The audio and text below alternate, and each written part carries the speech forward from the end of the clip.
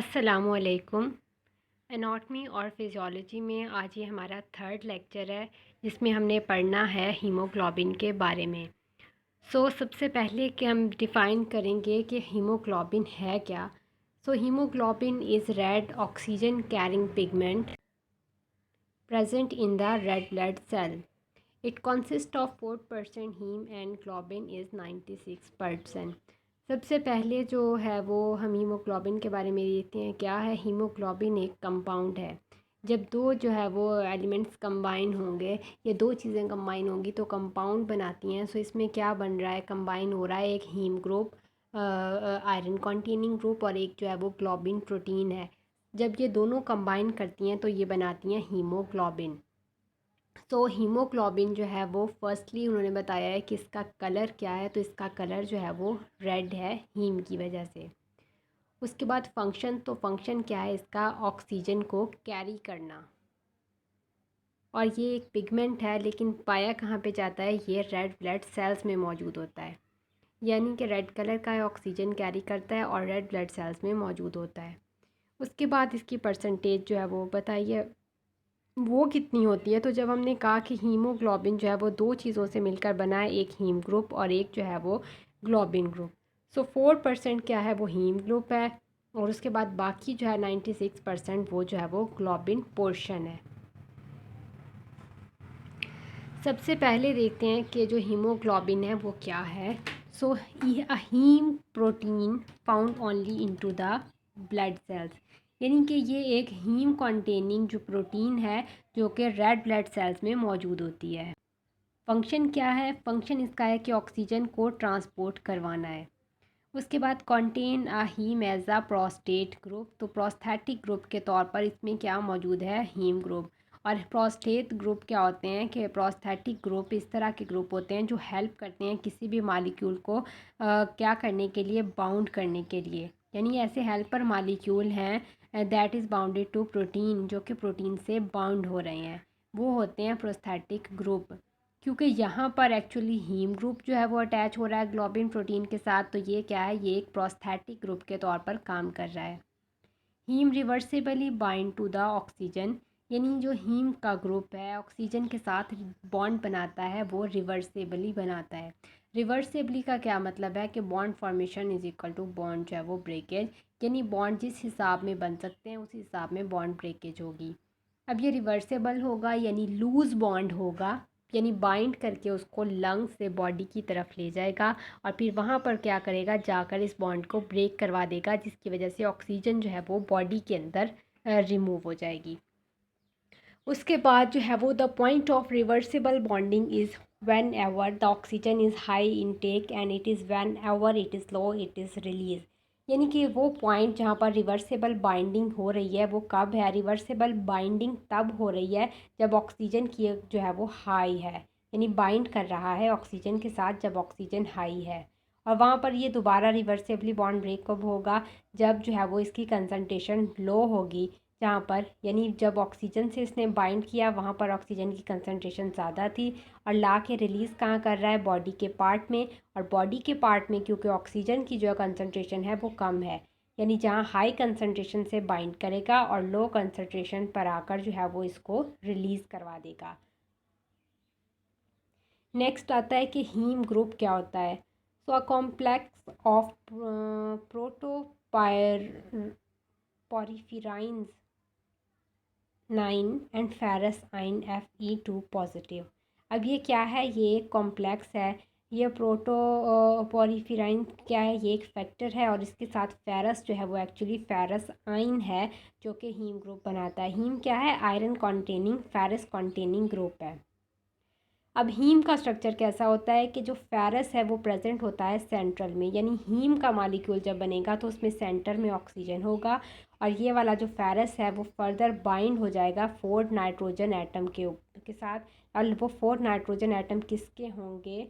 वो पॉर्फिराइंस रिंग के, यानी ये पॉर्फिराइन रिंग्स थी जो कि 4 हैं। ये 4 पॉर्फिराइंस रिंग जो हैं वो किसके साथ जो हैं वो 4 नहीं, सॉरी 9।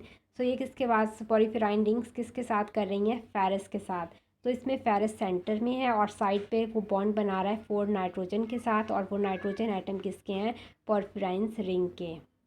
अब इन फॉर्म्स 2 एडिशनल बॉन्ड विद, अब इसके साथ जो है वो 2 एडिशनल बॉन्ड बनाएगा। वो एडिशनल बॉन्ड किसके साथ बनाएगा, एक हिस्टाडीन रेजिड्यू ऑफ ग्लोबिन चेन के साथ, यानी एक बॉन्ड उसका हिस्टीन के साथ है और एक बॉन्ड जो है वो उसका ऑक्सीजन।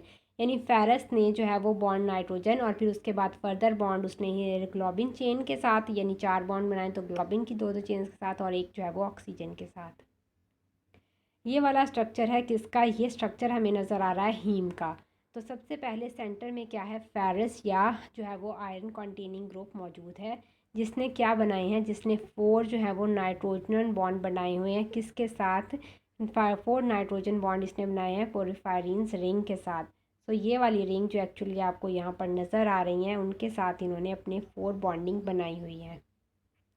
इसके अलावा वो एडिशनल बॉन्ड किसके साथ बना रहा है, ये ऑक्सीजन के साथ, और एक एडिशनल बॉन्ड वो किसके साथ बना रहा है, इसके साथ, हिस्टामीन के साथ। यानी ये वाले जो हैं वो इसने बॉन्ड बनाए 4 बॉन्ड्स किसके साथ, ये जो थे पोरफिराइल रिंग्स के साथ, और उसके बाद ये ऑक्सीजन के साथ, और इसके बाद ये वाला हिस्टामीन के साथ। नेक्स्ट आ रहा है हीमोग्लोबिन में कि major haemoglobin in adult composed of 4 polypeptide chain, यानी हीमोग्लोबिन का स्ट्रक्चर अगर हम देखें तो हीमोग्लोबिन जो है वो 4 पॉलीपेप्टाइड चेन्स यानी कि अमाइनो एसिड्स की चेन से, प्रोटीन चेन जो है वो उनसे मिलकर बनी होती है। तो इनमें से क्या होती हैं, 2 चेन्स होती हैं वो अल्फ़ा, और 2 चेन्स जो होती हैं वो होती हैं बीटा।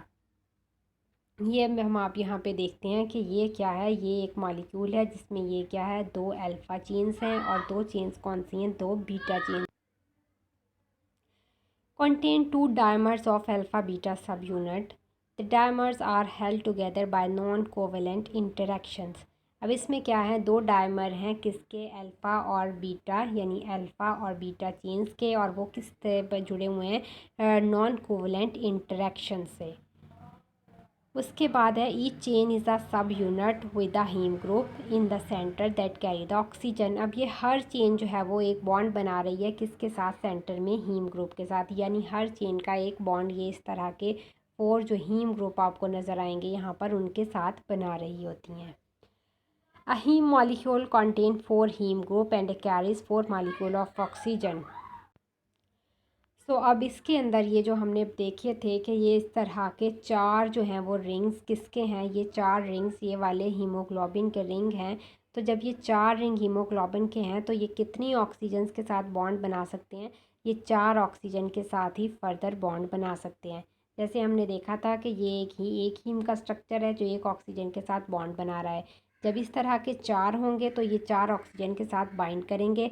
तो इस तरह हीमोग्लोबिन का एक मालिक्यूल जो है वो 4 ऑक्सीजन के मालिक्यूल को कैरी कर सकता है लंग्स से बॉडी के तमाम पार्ट्स तक। नेक्स्ट है हीमोग्लोबिन की फॉर्म। तो 2 फॉर्म जो हैं वो इसकी एग्जिस्ट करती हैं, टी फॉर्म ऑफ हीमोग्लोबिन और आर फॉर्म ऑफ हीमोग्लोबिन। जो टी फॉर्म होती है वो इसकी डीऑक्सी फॉर्म होती है, यानी ऐसी फॉर्म जिसमें इसके साथ ऑक्सीजन जो है वो अभी जो है वो डीऑक्सी फॉर्म, डीऑक्सी हीमोग्लोबिन जिसमें इसके साथ ऑक्सीजन अटैच नहीं होती। अब क्योंकि ये डीऑक्सीजनेटेड फॉर्म होती है, इसके साथ ऑक्सीजन नहीं होती, तो टॉट फॉर्म इसको कहते हैं, जिसकी वजह से इसको टॉट फॉर्म या टी फॉर्म कहते हैं। और टॉट क्या है, अटेंस फॉर्म। उसके बाद ये क्या है, क्योंकि इसके साथ ऑक्सीजन बाइंड नहीं है तो इसकी अफिनिटी ऑक्सीजन के लिए क्या है, लो, यानी लो अफिनिटी है इसकी ऑक्सीजन के लिए। उसके बाद आती है इसकी आर फॉर्म जिसे कहते हैं रिलैक्स्ड फॉर्म। सो रिलैक्स्ड फॉर्म में या ऑक्सी हीमोग्लोबिन फॉर्म में क्या होता है, क्योंकि इसके साथ ऑक्सीजनेटेड फॉर्म है तो ये ऑक्सीजन के मालिक्यूल्स इसके साथ जो हैं वो बाइंड किए हुए हैं। तो इनके साथ बाइंडिंग की वजह से क्या होता है, ये ऑक्सीजनेटेड फॉर्म है, रिलैक्स फॉर्म है, और इस फॉर्म को क्या कहते हैं, इस फॉर्म को आर फॉर्म कहते हैं। उसके बाद आ रहा है ब्लड में इसका नॉर्मल काउंट, नॉर्मल वैल्यू। तो मेल्स में इसका काउंट 14 to 60 ग्राम्स पर जो है वो 100 ml, यानी अगर हम 100 ml का ब्लड सैंपल लेंगे तो उस सैंपल में 14 से 16 ग्राम्स जो हैं वो रेड ब्लड सेल्स के होंगे। ये काउंट क्यों फीमेल में कम है थोड़ा सा, कितना है, 13 से 15 ग्राम पर ml है। क्योंकि ब्लड जो फीमेल्स हैं उनमें एक्चुअली ब्लड काउंट भी कम होता है, एज़ कम्पेयर टू मेल। इसी वजह से उनका जो है वो हीमोग्लोबिन का काउंट भी कम होगा। उसके बाद आता है न्यू बॉर्न्स। न्यू बॉर्न में ये काउंट काफ़ी ज़्यादा है, यानी 23 ग्राम्स पर 100 ml। यानी अगर हम 100 ml का ब्लड का सैंपल लेंगे तो उसमें क्या है कि 23 ग्राम्स होंगे हीमोग्लोबिन के। लेकिन कब? न्यू बॉर्न्स में, क्योंकि डेवलपमेंटल स्टेज है, ज़्यादा ऑक्सीजन चाहिए, डिमांड बॉडी की ज़्यादा है, इसीलिए जो है वो इसमें हीमोग्लोबिन का काउंट भी ज़्यादा है। Referring to our value, we knew that the amount of hemoglobin is greater in males and newborn as compared to the female।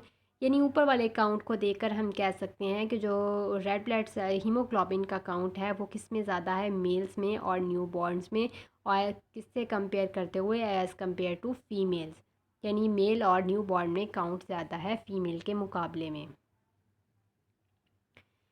उसके बाद है रेगुलेशंस, यानी बॉडी के अंदर हीमोग्लोबिन का जो है वो लेवल कैसे रेगुलेट किया जाता है। So regulation of HB depend upon the count of red blood cells, so it regulation depend upon the red blood cells regulation.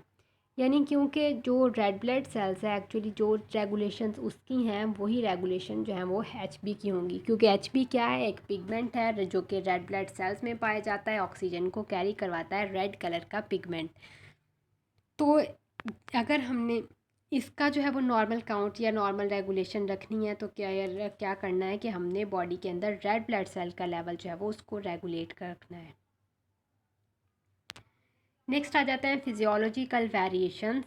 So physiological variations क्या होंगी कि ऐसी फंक्शनल वेरिएशंस जो कि अफेक्ट करती हैं हीमोग्लोबिन के लेवल को। Any condition or factor that increase or decrease the count of red blood cell will affect the haemoglobin concentration. यानी वो कंडीशंस या फैक्टर जो कि इंक्रीज़ या डिक्रीज़ कर देते हैं रेड ब्लड सेल्स को, वही इंक्रीज़ या डिक्रीज़ करते हैं हीमोग्लोबिन की कंसनट्रेशन को। सो लास्ट टाइम हमने जो है वो लेक्चर में फिजियोलॉजिकल वेरिएशन में क्या पढ़े थे, diurnal cycle, high altitude, hypoxia, X rays. सो ये सारी कंडीशंस क्या थी, ये फिजियोलॉजिकल कंडीशंस थी बॉडी की जिनमें रेड ब्लड सेल का काउंट इंक्रीज़ या डिक्रीज़ हो रहा था। तो सेम यही काउंट जो है वो हीमोग्लोबिन के लिए भी हैं, यही तमाम वेरिएशंस। यहाँ पर क्या है कि रेड ब्लड सेल्स हैं, रेड ब्लड सेल्स हैं ये वाले, और उसके साथ क्या है, ऑक्सीजन फॉर्म है जो कि यानी ऑक्सीजन जो है वो लंग्स से आ रही है। जब ये बॉडी के अंदर आती है तो ये क्या करती है, यहाँ पर ये है हीमोग्लोबिन के मालिक्यूल। तो ये हीमोग्लोबिन के मालिक्यूल के साथ जब बाइंड करती है तो ये देखें कि इनका कलर चेंज हो जाता है इस तरह का, यानी ऑक्सीजन और जब हीमोग्लोबिन के साइड पर बाइंड करी तो ये क्या बन गया, oxygen bonded with the haemoglobin molecule. तो इसमें क्या है कि ये ऑक्सीजन जो है वो जब टिश्यूज़ के पास जाएगी, सेल्स के पास जाएगी, टिश्यू के सेल्स के पास, तो क्या होगा, इसमें से ऑक्सीजन को रिलीज़ कर दिया जाएगा और हीमोग्लोबिन जो है वो वैसे ही रह जाएगी। तो ये क्या है, ये लंग से बाइंड होकर आ रहा है बॉडी के अंदर ऑक्सीजनेटेड फॉर्म, और ये कहाँ पर जा रही है, टिश्यूज़ के पास जा रही है। नेक्स्ट है factor necessity for synthesis of HB। तो HB की हीमोग्लोबिन की प्रोडक्शन के लिए कौन से फैक्टर ज़रूरी हैं। सो ये तमाम फैक्टर वही होंगे जो एक्चुअली हमने पढ़े थे रेड ब्लड सेल्स के लिए, यानी वो तमाम फैक्टर जिनकी ज़रूरत हमें रेड ब्लड सेल्स के लिए थी, उनकी वो प्रोडक्शन के लिए थी, सिंथेसिस के लिए थी, वही फैक्टर ज़रूरी हैं हीमोग्लोबिन की सिंथेसिस के लिए। तो सबसे पहला पॉइंट यहाँ पर है कि प्रोटीन की ज़रूरत है, लेकिन प्रोटीन की ज़रूरत कब है कि protein necessity for the synthesis of globin part of haemoglobin, क्योंकि हीमोग्लोबिन के दो पार्ट हैं, हीम और ग्लोबिन। सो ग्लोबिन क्या है, ये एक्चुअली एक प्रोटीन है। अगर ये बनवाना है तो हमें ज़रूरत है किसकी, ग्लोबिन प्रोटीन की। तो बॉडी के अंदर क्या होते हैं, अमाइनो एसिड्स का होना ज़रूरी है ताकि वो बॉन्ड बनाएं, और जब वो बॉन्ड बनाएंगे तो क्या बनाएंगे, ग्लोबिन चेन्स बनेंगी प्रोटीन्स की। तो फिर वो प्रोटीन्स जो हैं वो आगे फर्दर 4 हीम मालिक्यूल्स के साथ अटैच होंगी, और इसी तरह जो है वो 4 ऑक्सीजन मालिक्यूल्स के साथ बाइंड कर सकेंगी। तो सबसे पहली बात क्या लिखी है कि सबसे पहले ज़रूरत है प्रोटीन्स की। नेक्स्ट पॉइंट है मेटल की। सो मेटल कौन सी चाहिए, ferrous is essential for the haemoglobin synthesis, यानी Fe की ज़रूरत है हीमोग्लोबिन को बनवाने के लिए, क्योंकि Fe किसका पार्ट है, ये हीमोग्लोबिन का पार्ट है। हीमोग्लोबिन के स्ट्रक्चर में हमने देखा था कि हीमोग्लोबिन के स्ट्रक्चर में सेंटर में ये कौन सा पॉइंट है, ये फेरस मौजूद है। तो ये जो है वो ज़रूरी है, किस लिए ज़रूरी है, ये ज़रूरी है नॉर्मल जो है वो प्रोडक्शन करवाने के लिए हीमोग्लोबिन की, यानी हीम पोर्शन बनाने के लिए फेरस चाहिए और साथ ग्लोबिन बनाने के लिए अमाइनो एसिड्स चाहिए। इसके अलावा वाइटामिन्स, तो वाइटामिन्स कौन से चाहिए, विटामिन B12 और vitamin C are necessity for the haemoglobin synthesis, यानी इन दोनों को कंबाइन करने के लिए, हीम और ग्लोबिन ग्रुप को कंबाइन करवाने के लिए विटामिन B12 और विटामिन C चाहिए।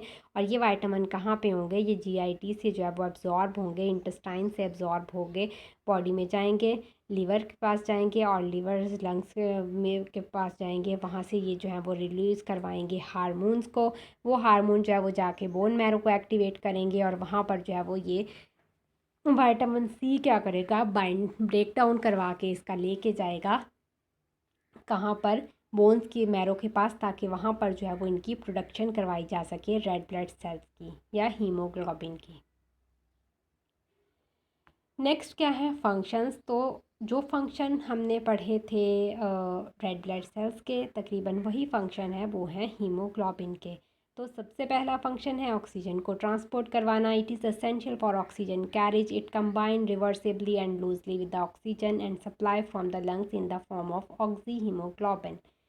सबसे पहला फंक्शन कार्बन डाइऑक्साइड को कैरी करवाना, यानी लंग्स में कार्बन डाइऑक्साइड ऑक्सीजन को कैरी करके लेके जाना। तो लंग्स में ये जाके ऑक्सीजन के साथ बाइंड करेंगे और उसके साथ बॉन्डिंग कैसी होगी, रिवर्सेबल होगी, यानी बॉन्ड दोबारा ब्रेक हो सकता है और जो है वो बॉन्ड ब्रेकिंग और फॉर्मेशन हो सकती है, और ये लूजली अटैच होंगे। एक्चुअली जब ये ऑक्सीजन के साथ लूजली अटैच होंगे तभी तो ये इसको जाकर सेल्स में, जहाँ पर इनकी वो जो है वो कंसंट्रेशन कम है, वहाँ पर रिलीज़ करवा सकेंगे, क्योंकि लूज़ बॉन्ड होगा जल्दी ब्रेक हो जाएगा। इसीलिए यहाँ पर मेंशन है कि रिवर्सेबल बॉन्ड है और साथ साथ क्या है, जो कि लूज़ बॉन्ड है। लूज़ बॉन्ड जो कि जब हाई कंसंट्रेशन से बाइंड होगा, लो कंसंट्रेशन की तरफ आके उसकी ब्रेक डाउन होगी। सो फॉर्म 4 जिसमें ये ऑक्सीजन इसके साथ बाइंड होगी उसको ऑक्सी हीमोग्लोबिन कहते हैं या आर फॉर्म कहते हैं HP की। नेक्स्ट फंक्शन है कार्बन डाइऑक्साइड की ट्रांसपोर्ट करवाना। सो बॉडी के अंदर ऑक्सीजन के मेटाबॉलिज्म के बाद जो वेस्ट प्रोडक्ट बनती है वो हमारी बॉडी में बनती है कार्बन डाइऑक्साइड। अब उस कार्बन डाइऑक्साइड को बॉडी से जब रिमूव करवाना होता है तो वो भी किसने करवाना होता है, वो भी लंग्स ने ही करवाना होता है, लंग्स से। तो उसके लिए ये इसको बाइंड करवा कर ले कर आएंगी कहाँ पर, लंग्स की तरफ, जहाँ से ये बॉडी से एक्सहेलेशन के ज़रिए रिमूव कर दी जाएगी।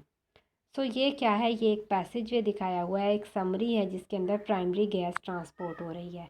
सबसे पहले ये रेड कलर का पैसेज वे किसको शो करेगा, ये ऑक्सीजनेटेड फॉर्म को शो करेगा। अब इसमें क्या है कि एल्व्यूलाई और एयर स्पेसिस से ऑक्सीजन आई, जो कि कहाँ पर एंटर हो गई, प्लाज्मा में, और ये कहाँ पर हो गई, रेड ब्लड सेल्स में। रेड ब्लड सेल्स में इस ऑक्सीजन ने जाके हीम के साथ बाइंडिंग करके ऑक्सी हीमोग्लोबिन को बनाया, और ये ऑक्सी हीमोग्लोबिन क्या करेगी, ये ऑक्सी हीमोग्लोबिन जो है वो आगे से पास करके जाएगी कहाँ पर, ये पास करके जाएगी आगे सेल के पास। यहाँ पर क्या होगा, जब ये सेल के पास जाएगी तो इसमें से क्या होगा कि ये ऑक्सी हीमोग्लोबिन जो है वो इसकी ब्रेक डाउन होगी, किसमें, हीमोग्लोबिन में और ऑक्सीजन में। इसमें से हीम का पोर्शन यहीं रहेगा और ऑक्सीजन जो है वो चली जाएगी सेल्स और पेरिफेरल टिश्यूज़ के पास।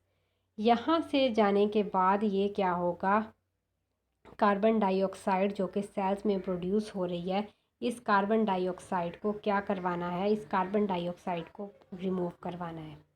ये कार्बन डाइऑक्साइड यहाँ पर प्लाज्मा में और यहाँ पर रेड ब्लड सेल्स के पास आएगी। यहाँ पर ये क्या करेगी, ये हीमोग्लोबिन जो है वो यहाँ पर मौजूद है, जब ये इसके साथ बाइंड करवाएगी तो कार्बोक्सी हीमोग्लोबिन बनाएगी। इसके अलावा ये बाइकार्बोनेट और वाटर बनाएगी। वाटर की जब एडिशन होगी तो बाइकार्बोनेट बनेगा, यानी कि जब ये दोनों मिलेंगे तो बाइकार्बोनेट, और बाइकार्बोनेट जब डीएसोसिएट होगा तो हाइड्रोजन और बाइकार्बोनेट आयन में चेंज हो जाएगा। हाइड्रोजन जो है वो फिर कहाँ पर HP के साथ बाइंड करेगा और इसमें से क्या होगा, इसको रिमूव करवा दिया जाएगा। तो यहाँ पर क्या हो रहा है, यहाँ पर भी यही हो रहा है कि कार्बोक्सी हीमोग्लोबिन से हीमोग्लोबिन और कार्बन डाइऑक्साइड अलग हो रहे हैं, और ये बाइकार्बोनेट से जो है वो वाटर अलग होकर बाइकार्बोनेट, हाइड्रोजन और बाइकार्बोनेट, ये आगे जो है वो यहाँ से क्लोराइड जो है वो बाहर की तरफ जाएंगे और बाइकार्बोनेट जो है वो बॉडी के अंदर आएंगे। तो कार्बन डाइऑक्साइड फाइनली जो है वो लंग्स से रिमूव हो जाएगी। सो ये एक समरी थी ओवरऑल पैसेज वे की। सो इसमें रेड कलर जो है वो क्या इंडिकेट कर रहा है, ऑक्सीजन को, और जो कार्बन डाइऑक्साइड का मैकेनिज़्म है उसको जो है वो ब्लू कलर से हमने शो किया है।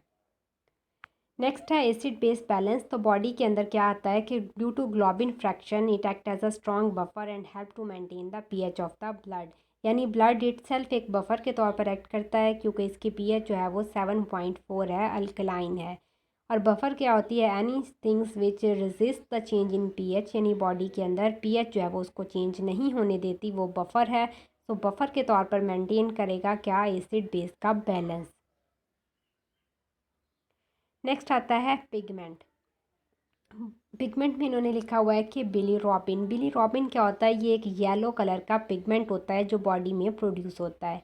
और ये पिगमेंट कहाँ से आता है, सो उन्होंने लिखा है कि the different pigment of the bile, stool, urine ETC are form from to the haemoglobin and excreted through the urine and stool. अब जब हीमोग्लोबिन की ब्रेकडाउन होती है तो क्या है, हीमोग्लोबिन से ये बिलीरुबिन बनता है। ये बिलीरुबिन जो है वो येलो कलर का पिगमेंट होता है और ये एक्सक्रीट होता है हमारे सिस्टम से।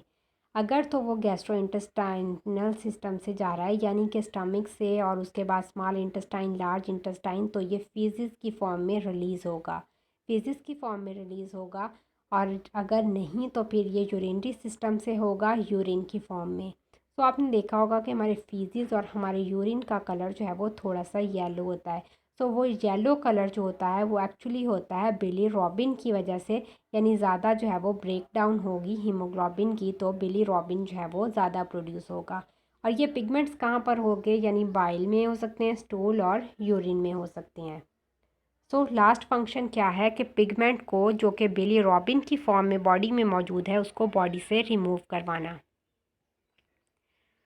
आज के लेक्चर में हमने क्या पढ़ा था, हमने हीमोग्लोबिन को पढ़ा था, हीमोग्लोबिन को डिफ़ाइन किया था, हीम ग्रुप के बारे में बताया था, हीमोग्लोबिन का स्ट्रक्चर बताया था, उसके बाद हीमोग्लोबिन की फॉर्म को बताया था। उसके बाद हमने क्या बताया था, नॉर्मल वैल्यूज़ बताई थी। नॉर्मल वैल्यूज़ के बाद रेगुलेशन, रेगुलेशन के बाद फिजियोलॉजिकल वेरिएशन, फिजियोलॉजिकल वेरिएशन के बाद हमने वो फैक्टर्स पढ़े थे जिनकी ज़रूरत है सिंथेसिस के लिए एचबी की। और उसके बाद हमने लास्ट पे पढ़े थे फंक्शन ऑफ हीमोग्लोबिन। और फंक्शन ऑफ हीमोग्लोबिन में हमने लास्ट फंक्शन कौन सा पढ़ा था, पिगमेंट वाला। आज का लेक्चर हमारा यहाँ कंप्लीट होता है। थैंक्स।